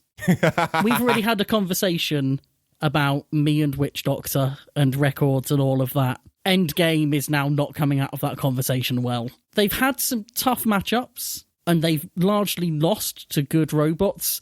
This, of all their losses, is probably one of the easier ones on paper, although I think to sort of carry that forward and make judgments on it would be unduly disrespectful to Ribot. It's another one where the upgrades they've made seem good. The Shreemek's a good addition. The big flexible PCB thing they've got internally for all of their signal stuff is a really good idea. And these small things just keep not working out for them. So again, they fall into that category of a robot you would not choose to fight, but a robot that keeps on losing. I don't know. I'd probably choose them over other things. I really want you to make a list of all the robots you would choose to fight over Endgame. And all the robots you would choose Endgame over. I would probably choose Endgame, but just because of their track record of the thing breaking down, I would choose them over something like Bronco. Even though Bronco isn't going to do as much damage, I feel like I'd stand more chance of winning against Endgame, even if it is a win by default. Let's preface this by saying that it would depend on what kind of robot you had. Yeah, it would have to. Yeah, if I had a robot that could take a hit, then I would. This is what I'm assuming, is that whatever hypothetical heavyweight robot I've built can take a hit. I mean, there are two hypothetical heavyweights that I'll allow you to have in this situation. Heavyweight Hello There and heavyweight Split Decision. Heavyweight Hello There. We all know you're picking Split Decision. Exactly the same in every way. It just scaled up. Like, still a servo, like a massive servo that powers the hammer. Still HDPE. Still massive O-rings for belt drive. Still screwed together with massive screws. Yep. Do it. Can we talk about Tombstone versus Sawblaze? What can you do to give Tombstone a loss? Who do you throw at Ray? I mean, I think Sawblaze had a pretty good approach. Like they had a textbook box rush, and there was this fabulous shot of a slightly panicked looking Ray after that, which I really enjoyed. He's like, crap, I've been cornered. His weapon's not spinning properly. But then, it just takes one slight wrong move from Sawblaze, and they get a nick on their exposed wheels, which are a terrible idea. And that's the beginning of the end. But yeah, I mean, Tombstone is pretty formidable. The whole idea of Fight Night is that they can throw the kitchen sink at the sort of top robots. And Tombstone has definitely had the worst of that. Minotaur, tanky vert, the Season 2 runner-up of our hearts, incredibly destructive, but also incredibly well defended. And they beat them. Gigabyte, an angled full-body spinner, typically a really bad matchup for a big bar spinner. OK, Gigabyte had issues, but beat them comprehensively. Whiplash, one of the best drivers currently in the sport with a versatile and tanky vert lifter. Smashed them to pieces. Duck, basically whoops, took it apart. Lockjaw, another excellent driver with a very good wedge. Took him out in one proper shot. And now Sawblaze, one of the best control bots we've got with a very strong wedge and a weapon which could conceivably end the fight in a single hit, just dispensed with. All of them gone. And who's the one outlier, Sam? It's your favourite robot. It's not right. It's the crowd favourite. Right. The crowd favourite, my friend. No, get out of here. I think that Whiplash would stand a better chance now than they because I think that he would have learnt a lot there. Of all the robots you just listed, I think if you had a rematch between Tombstone and Whiplash, I think Whiplash would stand the best chance of winning. Yeah, I'd be interested to see a rematch with Gigabyte as well, with non-faulty parts. Because I think that was another really good matchup, which was as close to 50-50 as a Tombstone match is going to be. Yeah, all of these things that have been thrown Ray's way, and he just keeps winning. And it's almost unfair at this point. Has he fought Bite Force yet? Like the current Bite Force? No. That, again, would be a very interesting one. I do wonder if that's the kind of fight that's too big for them to do in the pre-season, and they're hoping that will be their final. Yeah. Well, I'd love to see that fight in any case. If we don't get it this season, we'll probably get it next, because that was exactly the pattern with Minotaur. We thought we were going to get it as the final of the final ABC season. We didn't, so they did it in Fight Night. Mm-hmm. So either way, we won't be waiting too long. You kind of alluded to how the fight went for Sawblaze earlier. Talk about fine margins. Yeah, it's such an unlucky kind of hit that took them out in the end, because they tanked big hits on the front, and it was just, I think Ray got a bit lucky with the way that he managed to hit their wheel, and that was enough, which is a shame.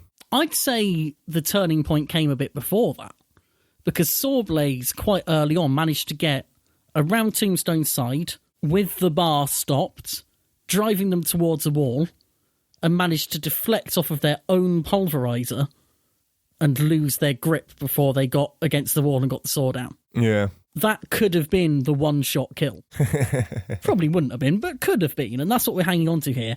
And you know what?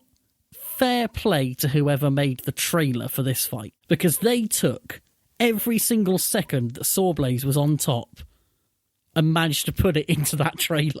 I've just realised you won't have watched the trailer, will you? No, I have not seen any trailers, I'm afraid. They had a 30-second promo spot for this fight during the episode before, which really made it look like Tombstone was on the back foot. And it completely built what was some genuine and deserved hype for this fight. And although it completely misled us, in this case, I'd like to say well done for getting us excited about it without actually giving away the key moments of the fight like any film trailer would have. It's okay to lie in trailers, but not in the actual fight. Is that what you're saying? Well, I mean, it's better to lie in a trailer than tell the whole truth. That's true. Because that's what they call a spoiler. It's worth as well going back to that sort of big turning point in the fight, because I worry that I've kind of given the credit to a mistake from Sawblaze, but that escape that followed it, that sort of awareness and ability from Ray to take that split-second opportunity and get away, shows us once again that Ray deserves to be classed among the best drivers. It's so easy to underestimate the driving he does, because with a weapon that big, I think people just go, yeah, just point the spinny stick at people and you win. But actually, there are those moments of nuance where, you know, if only when the weapon isn't spun up, he has to drive that very well. And it can't be an easy thing to control. And then when the weapon is working, actually, it's probably even harder. And we've always spoken about the little touches of his driving, the little sneaky strategies that he uses. But his control in general is excellent. Yeah, I think one of the either Kenny or Chris, I forget exactly which, made like compared him to like a surgeon or like a plastic surgeon or whatever. But like, and I think that's probably a fairly apt analogy in many ways. Like, I think Ray does drive that robot with an amazing amount of finesse and control, and yeah, those like split second decisions to sort of like know when to back away, spin the weapon up, and all that kind of stuff, and all the baiting that he does, and just everything about the way he drives that. He does do an incredible job. One could even say he's a top tier driver. Problem is, all I'm imagining now is Tombstone with scalpel blades. Oh God. Which we all know makes the best robot. Oh dear. Well, on that note, should we hop on to episode 5? Yes, and first up we have Gigabyte versus Minotaur. Minotaur. Oh, Minotaur. What have you done? There's a bit of a theme in this episode so far of redesigns that look good but perform poorly. And this is probably the most upsetting of the lot. Yeah, I think there's two things that stood out to me. One is the drum, which we'll come to in a second, but I just want to relate things back to an earlier conversation, because you were mentioning about changes that you think that Minotaur have made to combat the floor. And am I right in thinking that the change you're referring to is the lack of like wheels/casters on the back of the robot? I think that's a consequence of the changes, where there just seems to be a lot more clearance under the robot in general. The wheels are protruding much further from the main body, and the standoffs on the front are protruding far more as well. So there's a lot more just air underneath, which I suppose then makes it hard to have those casters as well. Yeah, so they used to have the casters at the back, and they're gone. And that means that every time it drives forwards, the drum goes way up in the air, which I think does not help them, especially fighting Gigabyte. And that really stood out to me in this fight of Minotaur just not planted anymore. Like the front of the robot keeps springing up, and it just looks imbalanced and a bit silly. Yeah, that instability is really hurting them. And I can only assume that they had some kind of plan to keep it stable that has ended up not working. I don't know if maybe they're trying magnets in the front or something like that to try and prevent it, and they're just not strong enough. But I'd be amazed if this is just something they somehow overlooked. There must be something that is not working correctly for it to be like that. They're too good at building this robot at different scales to have done that purely by accident. Yeah, it's I don't know. Whatever the reason, I think it's a shame. I think it's a shame, and I think it's also a shame that this is probably the least of their problems as well at the moment. Like with the updates to the weapon, the oh so famous weapon that just isn't working at all. Really, like they sort of got it spun up in this one, but I don't feel like it was ever quite right at any point in this fight. It was definitely better than it was in their first fight, but it kept stopping and starting. It didn't. I don't think I heard a hum at any point, like a death hum at any point in this fight. Yeah, real shame, really. They did show some test box footage that showed the weapon actually getting up to speed quite comfortably. I think the issue in the fight is that as soon as those sort of feet at the front started getting chewed up, it seemed like the drum was catching on the floor. Yeah. So I think they got it spun up once or twice, and there were a couple of big impacts at the beginning, and from there they just had next to nothing. Although I'm not a fan of this drum in general. First of all, I'm not a fan of seeing a silver drum on Minotaur. That's just really weird. But to me, one of the things that always made Minotaur a little more unique is that they always used the asymmetrical drum. And going over to this big, chunky thing, there are some very good reasons for doing it, but it just looks wrong to me. None of it looks like Minotaur anymore, which shouldn't matter, but does, because they've kind of built such a brand for themselves almost. This is non-canon Minotaur, that's what this is. This is like the dodgy extended universe version. Oh dear, this is like that not quite Lego, isn't it? Forget what it's called now. I can't remember either. All I can think of is the stuff they sell pick and mix in Wilkinson's. And that's a very UK-centric reference. Yeah, and that's like not quite Lego. You know, that's like several levels away from actual Lego. I think it's like blocks with an X or something, isn't it? Yeah, something Awful weird like stuff. that. Anyway. Yeah, I'm desperately fighting for this not to count as Minotaur.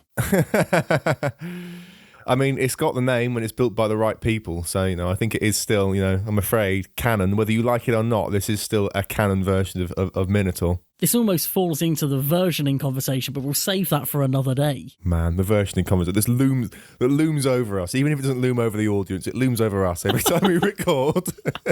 Going back to the idea of good-looking upgrades, I like the angles they've got on the side. It used to be sort of quite flat sides, which obviously gave some quite tasty bite points. It seems like that sort of faceted design quite possibly helped them stop Gigabyte getting some good bites on their sides, although Gigabyte usually bites low down anyway because of the tooth positioning. Little touches like that I really like. I think the fact it's more compact, certainly vertically, either all the weight for that has gone into the weapon or it's gone into more armour, which is always a good thing. Lots of the things they've done look like they should be good. And if any team that's struggling, if you would expect any of the teams that are having teething problems to overcome them, it would be Riobots. Yes, and once again, I'm kind of surprised they haven't already overcome them. And maybe this is almost certainly me being very unreasonable and having unreasonable expectations of how much they can get done while they're at the event. But again, I feel like the precedent that's been set by some of these teams before makes me feel like they should be able to get it fixed. But I guess it took Hypershocker quite a few fights before, like in the last series, before that sort of settled in. Like they had teething problems with their electronics for a lot of fights. So I guess it's going to be the same kind of thing here. It's a shame that it's happening during the tournament in this case. But yeah, so maybe, you know, I have faith they'll figure it out. I think there will be at least one fight where Minotaur works as it should. I'm just going to be sad for every fight that passes that isn't that. That's the thing. And until then, I'm sure Chris and Kenny and everyone else will have lots of fun using the new source of drama for this season, which is constantly talking about the Desperados ornament. Last year it was a new thing and a surprise. It wasn't a plot device. And it just came up. It was like, oh, that's really cool.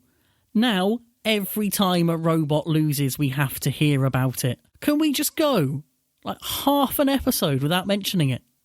I'll be a happy man. Well, no, because half an episode is like 4 hours long. You can't be going 4 hours without mentioning the Desperado tournament. Can we go half of a reasonable episode without talking about it? Oh dear, I hadn't really picked up on that. Really, I guess. I mean, I have started paying less attention to all the stuff between the fights. So maybe I've just completely passed me by. I'm just more observant than you. That's what it is. Sure. If that's the way you want to swing that, then so be it. It says a lot that we're not really talking about Gigabyte. Yeah, I mean, Gigabyte worked for a change. It's kind of unusual in its own way, in sort of, I guess. I say it worked. It worked for 2 minutes. It usually works, and it usually breaks down at some point. I think the main reason it kept going a bit longer than we're used to seeing it go was the fact that the teeth broke off quite early, which massively limited the shock that was going back through it. Yeah, and it just became this. I mean, I think Minotaur is particularly ill-suited to fighting Gigabyte, especially when all the teeth are gone. And like, I don't know, Did Minotaur have the little fork prongy things on the front of it, or did they get knocked off or something? Because it's like there's no way.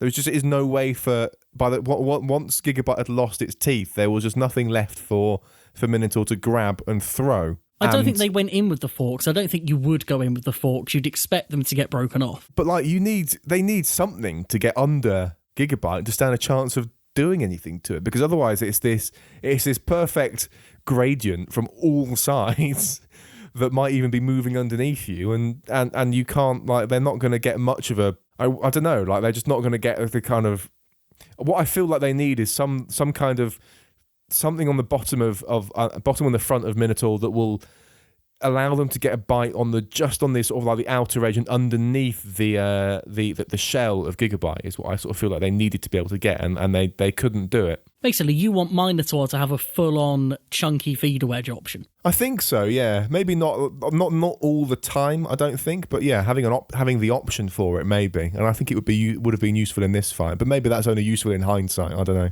I mean, everything's easy in hindsight. I think, as you say, this is always a bad matchup. But if Minotaur's weapon keeps working, I think you can see it still getting some hits off on Gigabyte, not sending them up in the way they would usually like to be, but certainly sending them away. Yeah, and you saw the effectiveness of that a little bit at the beginning, where they got a couple of hits on Gigabyte, and then Gigabyte bounces and hits all four walls and stuff. It becomes like impossible just becomes this hockey puck with a mind of its own and stuff. So like, I think had Minotaur's weapon kept going, I think they could have won this. But yeah. I think there's an especially big opportunity once Gigabyte starts processing a bit after a hit, where one side will be lifted up. That is the real chance to then go in and get underneath them and really uppercut them. Yeah. But that requires the weapon working effectively. Also requires, the machine driving well, which possibly a bit of confirmation bias, but it does look like Daniel's not as comfortable driving this version as he was the old version. With the sort of instability of it, that must make it very difficult. I'd be hesitant to attribute that to Daniel, but like, I don't know, like it just seems like the robot in general is just not moving the way that it should do. Like I think if everything were 100% in Minotaur, I think he could drive it fine, I would imagine. But so yeah. Oh yeah, when I said that was purely a comment on the drivability of the robot, not the driving of Daniel. It looks like it is harder to drive than the previous one. Yeah, I would agree with that. With the way it's sort of wheeling up everywhere, that must be a nightmare. Yeah, I bet. I was going to say something else, but it would lead us down a rabbit hole, so let's not do it. We'll save it for the next time of full body spinner fights. It is time then, I think, to move on to the highlight for me of this entire series so far. We're going to talk about Wan Hu versus Shatter. I would have happily done this whole episode on this fight. This right here, I mean, I'm going to make a bold claim, which I'm sort of, in my heart of hearts, I know it's not true, but I'm going to say it anyway. This is the best 3 minutes of combat robotics that's ever happened. My immediate reaction after the fight in the Reddit live thread was to declare this the best fight of the reboot. And you know what? On rewatching, it's not. Oh. But in terms of the experience of seeing it for the first time, I have never enjoyed a fight more than this one. One of the things that so doing this podcast and stuff, I have developed a greater appreciation for axes. I think in general, I think it's probably one of my favourite weapon types now. I really like it.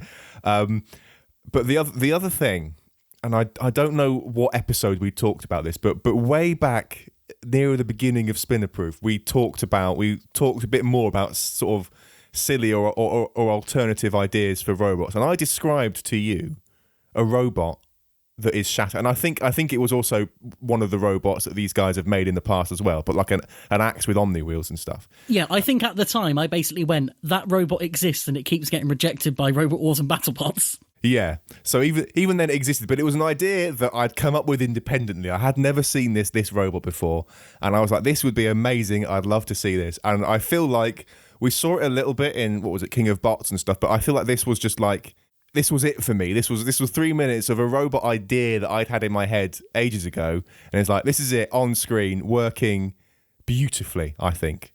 And just fantastic. It was just fantastic. I really enjoyed it. This is the fight that dreams are made of. if you've built a hammer. Yeah. And we can only begin to imagine how it must have felt for that team, and Adam in particular, to put that performance in. Not only after the disappointment of the Witch Doctor fight where the hammer sort of gave out immediately, but after the years they've spent refining the design, the years they spent being rejected by big competitions, even though it's a really cool and unique design, the years of being beaten by the same kind of robot at Robo Games and everywhere else, the stupidity that happened in This Is Fighting Robots where they went unbeaten and then got chucked off the show anyway for reasons that no one understands. All of that coming together into this one fight where it all just came together and worked. And honestly, the fact it was a full 3 minutes and they didn't get the KO just makes it better. Because they got to give a full 3 minutes of their robot doing exactly what it's meant to. I think it would have been really great if they got the KO in the last 30 seconds or something. I think that would have really sealed it for me because they did a lot of very visible damage. And I just think it would have been great if they sort of did manage to knock the top bit off or get in and just get the one perfect hit to do some kind of fatal damage right at the end. I think would have really, really capped this off for me. It would have been just that little bit extra. But yeah, even going to the judges and stuff, it was just so enjoyable. Really, really loved watching this fight. I just love the way Shatter moves. Everything about that robot is just fantastic. I love the way it looks. I love the way it moves. My one criticism of it is that the retract could do with being a bit more controlled. Retracting their weapon is a bit chaotic and stuff. Everyone's a critic. Look, nothing is so perfect that it can't be complained about. That's what I learned a long time ago listening to a different podcast. But yeah, it's a such a fantastic robot. The main reason I'm glad this went to the judges is that it means they got to celebrate twice. Once when the fight finished and they clearly won, because this is if there's ever going to be a fight that is 7-0, 7-0, 7-0, this is it. And that's not any slight on Wanhu, that's just how good Shatter was in this fight. Yeah. So being able to celebrate the performance you've put on and then being able to celebrate the wins separately, that's just even better than winning by knockout. And I, as you can probably imagine, because I'm a confusing human being, I had a really strong emotional reaction to this fight because, obviously, we've built a slightly similar but in all ways inferior robot. And just that feeling of, when you're building, all you want to do is show that it does the thing you designed it to. You don't even care about winning a fight. Winning a fight is a bonus. If you can go out and make your robot do the thing it's meant to do, that's the realistic peak. You don't dare dream of anything more than that. And watching them have that feeling and earn that feeling was just incredible. And I realise I've gone back on myself there, but it's just, I'm so happy for them. Yeah, I want to see more. I want to see them go all the way. I'd love it if they won. How incredible would that be? Oh, don't even tempt me. Don't even make me think I can dream of that. Just to be realistic, I don't think it's going to happen, but it would be amazing. If they can have one more fight like that, then job done, go home. If anybody, by the way, wants to go and see probably the only other Hammer performance that we've ever had like that, Terahertz Panic Attack from Series 6 is the only fight I can compare this to whatsoever where a hammer has just wailed on an opponent. Except this was more impressive because Wanhu was a good mobile machine that they had to line up hits on. So good. Wanhu, by the way, not a robot that we've looked at yet. I don't think we've learned much about it, except for the fact that it's got exceptionally powerful drive. So there's not really much we can say about it analytically yet. But you have to love the team's attitude. Oh, yeah, definitely. They have the right approach to being in the competition, and they have the right approach to being on a competition on television as well, I think. Yes, and I will never begrudge anybody who has spent hundreds or thousands of hours and probably tens of thousands of dollars on taking part their opportunity to be competitive. If you want to go to BattleBots and be there to win, fair play, that's your choice. But boy, am I going to love you extra if you go in looking to entertain. These guys completely get what the audience are looking for. Well, what the good bit of the audience are looking for. Some people only want to see bits of metal spinning fast, but the rest of us like a good 3-minute fight sometimes. Yeah, I think they do get it, and I'm glad that they're there, and I'm glad that they're good sports about this as well. To have your robot kind of not quite, because I don't think its weapon really worked very well. I don't think we've seen its weapon work at all yet. But they're still, I don't know, I think they've just been great sports about it, and they're still, and the reason they're there is to be entertaining, and I'm really glad that they were. I want to say they're as much a part of making this entertaining as Shatter was, but I don't think that's quite true. But they definitely played a big role. I mean, to be entertaining, a robot has to have a certain level of competitiveness. This fight is not entertaining if the third hit from Shatter's hammer knocks them out. That's true. Purely by virtue of having a robot that can take all of these hits, they've contributed to the entertainment. And by being really mobile and really fast and smoking up their tyres constantly and painting big lines on the floor, they've really contributed. And what they've also done in this fight for themselves is give themselves big data points to improve off of in terms of this is working, this is not, what are we going to do? Yeah. So I think for them, you come out of this fight still feeling quite good because A, you've put on a good show, but B, from a selfish point of view, you've seen signs from your robot that you can come out again and pick up a win. So it's the best of both worlds for them. Yeah. I don't know if you have much more to say. Nope. One more thing I want to point out. They were very keen to tell us how many times Shatter swung the hammer. But I'd like to point out that I went back to episode 4 and there was the fight between Blacksmith and Kraken, which was an exceptional fight. Again, one of the best we've had. And we would be talking about it, but it would just be me sitting here saying it was a great fight for 5 minutes and that's boring. I went through that fight and counted. And Blacksmith got roughly, I think it was somewhere between 30 and 35 hits on Kraken. Some of those were kind of half hits or whatever, but, those were the hits that I counted. And at least as many swings again, probably twice as many swings. So they're sitting there going, oh, look at this. Shatter swung their hammer 54 times. It's like, well, yeah, brilliant. Love that. Let's also give some credit to Blacksmith. He's probably swung theirs 60, 70 times in that fight. Shatter's hits were obviously way more effective. But I think, let's give Blacksmith the credit it deserves as the king of the aggressive hammers. This feels like a really odd point to bring up.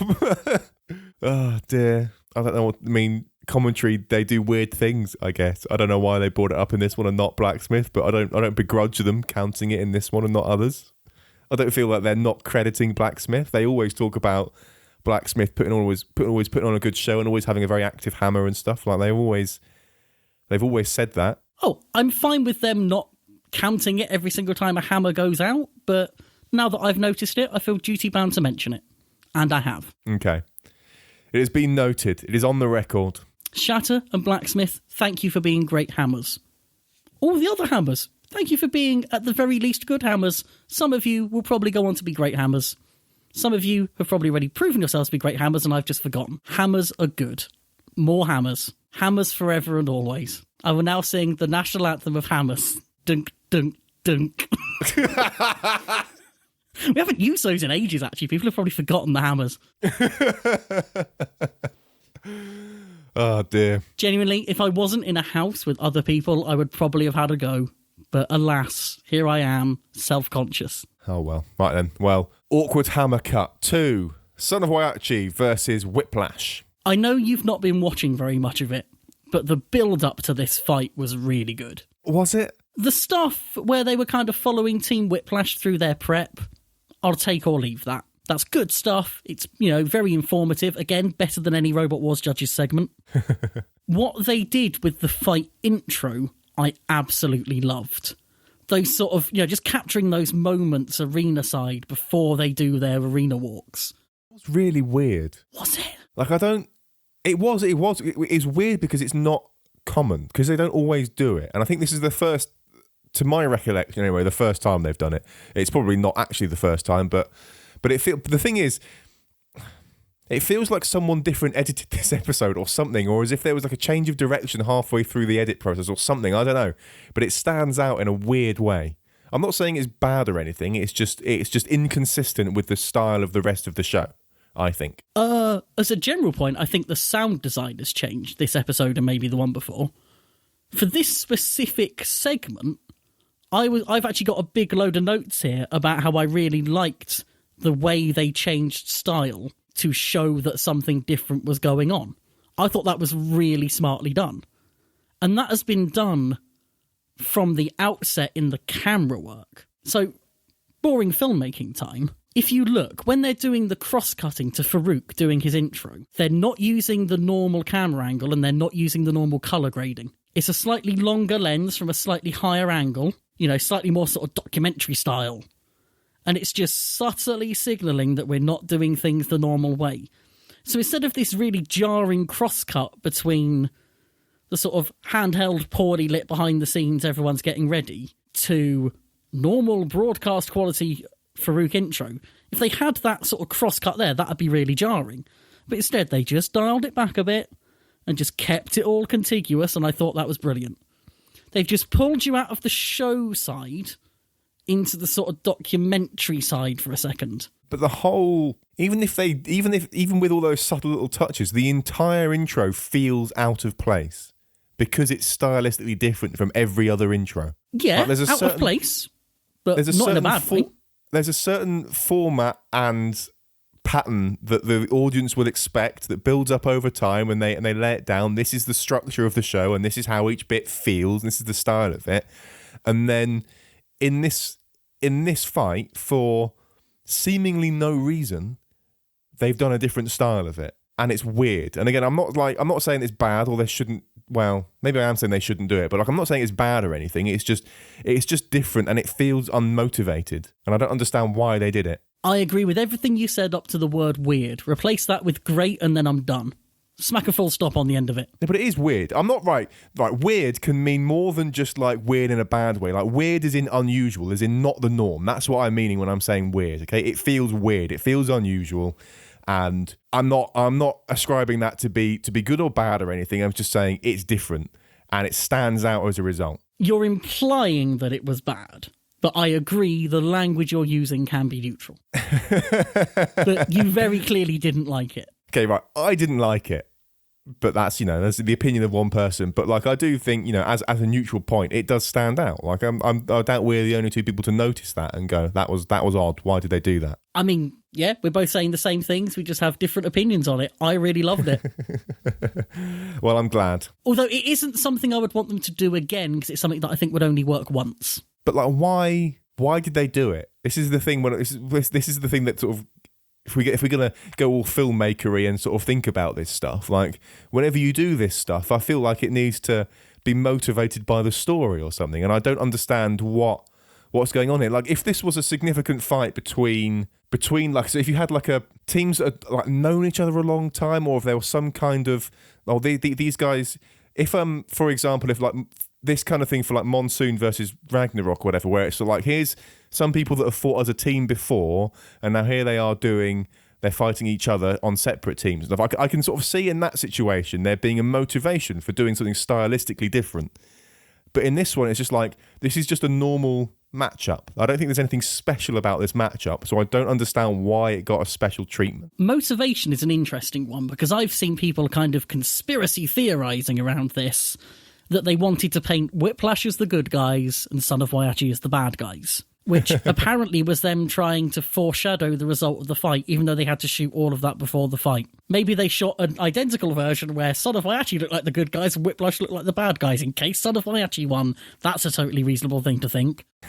That's one potential motivation. We want to sort of paint one team as heroes, and we make them more, I don't know if sympathetic is the word I'm looking for, but it's the word I'm using, by showing that kind of pre-fight tension. My theory is that they just wanted to take an opportunity to show the pre-fight tension. And I think that's something that you can do whenever you want.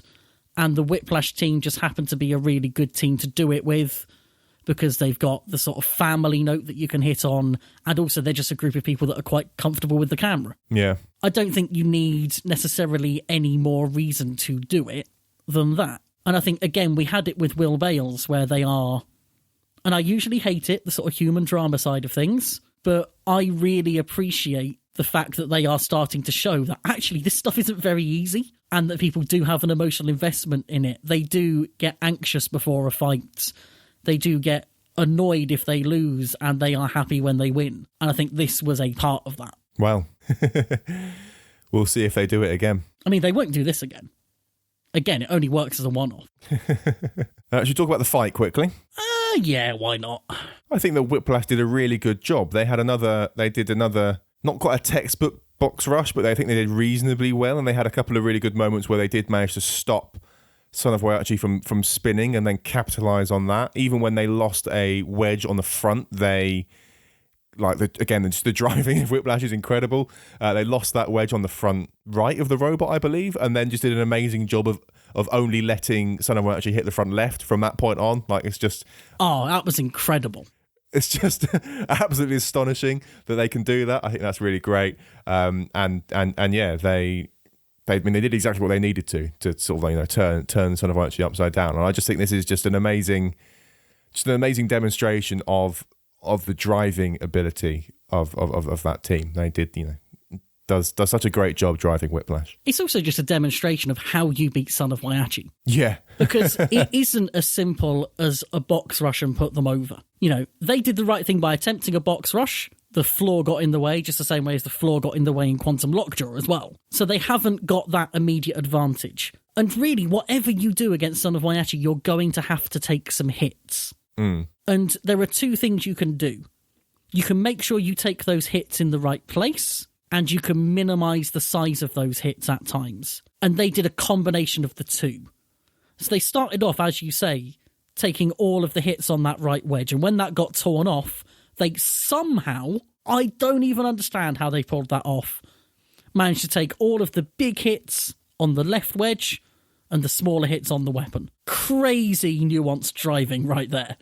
Incredible stuff. But even then, even with that great aggressive driving that kept them in close, Son of Waiachi doesn't need long at all to get spun up enough that when you hit, you'll be sent apart, which gives them a bit more time to get spun up the next time, and they do still end up getting back up almost whatever you do. So they still had to take enough hits for that weapon to break and then finish the job. It's an incredible win. I just worry that people are going to look at this and go, that's just how you beat Son of Waiachi, anyone can do that. It's like, no. That was a combination of incredible driving and a ridiculously tanky robot. Yeah, which I think is how you beat Son of Waiachi. You drive well and you have a robot that can take the hits. I think if you want an education in how to win that fight, you watch this fight and you see how it's done. How to beat Son of Waiachi. Step 1, be good. Step 2, be good. Step 3, don't be bad. You can find the show notes for this episode at spinnerproof.com/episode/53. And there you can find links to all the stuff we've been talking about today, including the update to BattleBots Bingo, which you should go and listen to. You can also find a link to our Twitter at Spinnerproof, where you can tweet to us your favourite Hammerbot.